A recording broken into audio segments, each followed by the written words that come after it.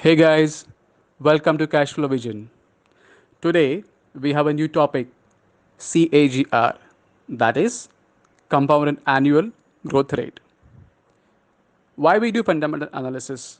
Because we need to understand that the company's stock is really worthy enough to invest or not. Fundamental analysis is done to find out intrinsic value of a stock.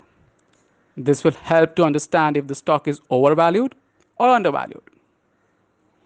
To select a stock, one needs to understand if the company's fundamentals are strong and have ability to deliver a desired result. There are certain steps which one needs to ascertain before investing in stocks. Friends, fundamental analysis uses qualitative as well as quantitative tools of stock selection. Qualitative and quantitative analysis tools, there are various factors involved in the same. Quantitative factors include ratio analysis and value stock criteria for selecting the right stocks. In this series, we will see various ratios, steps that will help in analyzing the stock. Please note that for stock selection while investing, calculating the growth rate is an important aspect in fundamental analysis of stocks. The growth rate of companies' earnings, revenues, dividends have to be calculated. Let us start with one of the important ratio, CAGR.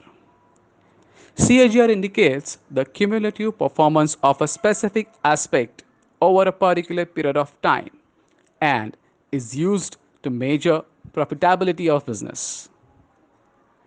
CAGR is often associated with specific indicators which reflect the performance of a company over a certain period, such as sales, revenue, earnings, profits, etc. Let us take one example. We have a company called ABC Industries Limited.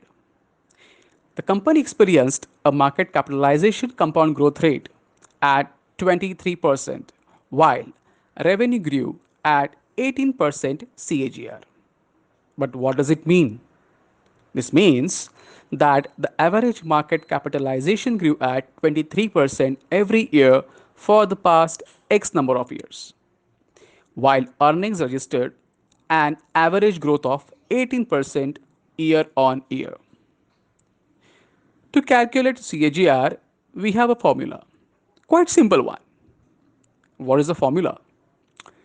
It's end value divided by initial value raised to 1 divided by n the whole minus 1, where the n is equal to investment period. I will explain you this with an example. Let us assume we have invested in a mutual fund $1,000 the very first year. In the second year, the value was $2,000. And in third year, the value became $3,000. So now, if I want to know what will be the CAGR, I will plug in those value in the formula and I will get an answer. So 1000 will become my initial value and 3000 will become my end value. And n will be my investment period, that is 3 years in this case. I'll get some figure, but what should I understand by this?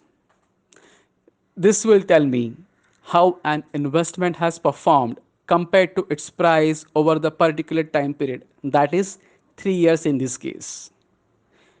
Guys, CAGR demonstrates the growth of an individual's investment over a specific period of time.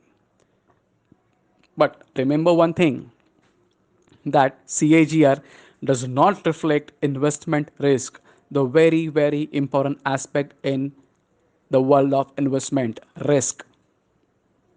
Therefore, it is good to know CAGR details of a particular mutual fund or stocks, but taking decisions, investment decisions only on the back of CAGR records may be a risky proposal.